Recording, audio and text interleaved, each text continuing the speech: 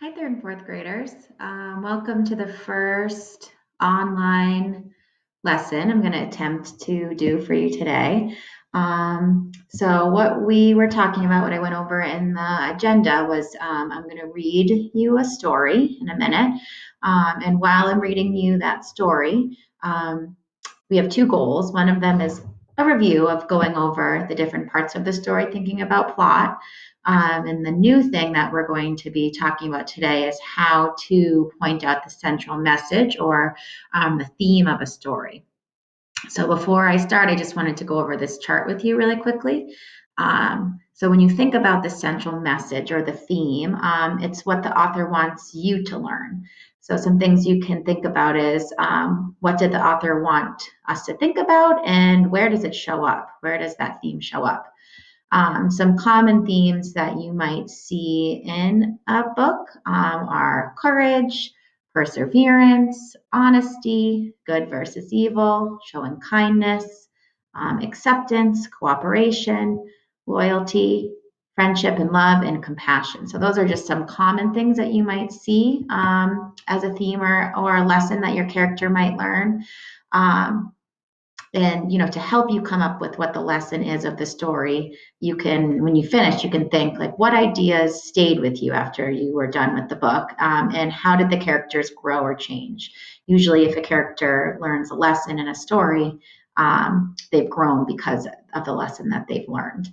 So our goal today as we are reading is for you to think about what is the lesson of this story. Okay. So the book that I am going to read to you today is The Three Little Pigs. So as I'm reading again, I want you to think about what is the lesson of the story or the theme. All right, here we go.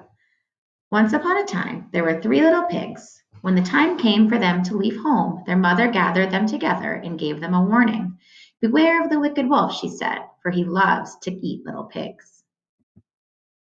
Who cares about an old wolf? Said the first little pig, skipping away. Soon he met a man carrying a bundle of straw. Sell me some straw, said the pig. The man did, and the first little pig built himself a little straw house.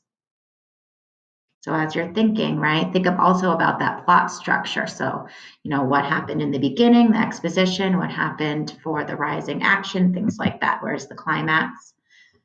Soon the wicked wolf came along. Little pig, he called, let me come in. Not by the hair of my chinny chin chin, cried the first little pig. Then I'll huff and I'll puff and I'll blow your house in, said the wolf. And he did. The first little pig scampered away. Oops. The second little pig met a man loaded down with sticks. Sell me some sticks, said the pig. The man did, and the pig built himself a little stick house. Soon his first little brother ran through the door and cried, the wicked wolf is chasing me. Before long, they heard the wolf's growly voice. Little pig, he called, let me come in. Not by the hair of my chinny chin chin, said the second little pig. Then I'll huff and I'll puff and I'll blow your house in. The wolf did as he said, and the two little pigs ran off together. The third little pig met a man pushing a cartload of bricks. Sell me some bricks, said the pig. With the bricks, the third little pig built himself a solid, sturdy house. Along came his two brothers, running hard and crying, the wicked wolf is after us. Soon the three little pigs heard the wolf. Little pig, let me come in.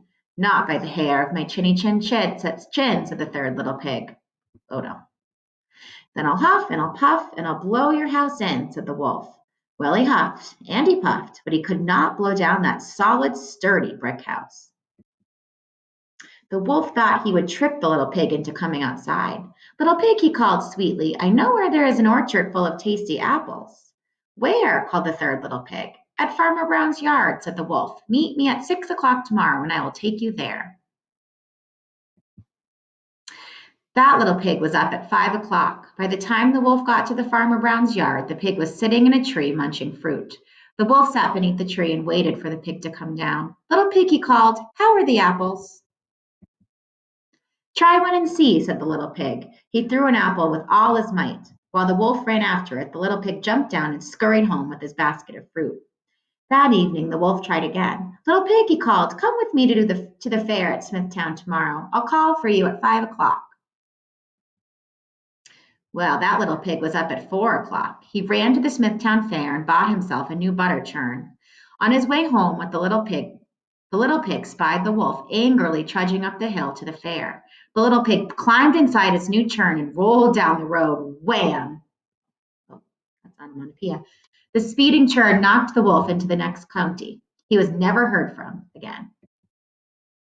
With the sweet apples and fresh churned butter, the little pig made a pie for his brothers, and they lived in the solid, sturdy little brick house, happily ever after.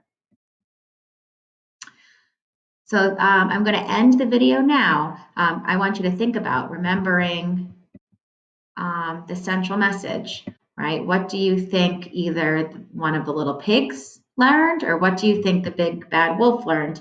What did the author want you to learn? So I'm going to end the video, and I'm going to have you go to the next part of the lesson, which is going to be to review plot structure.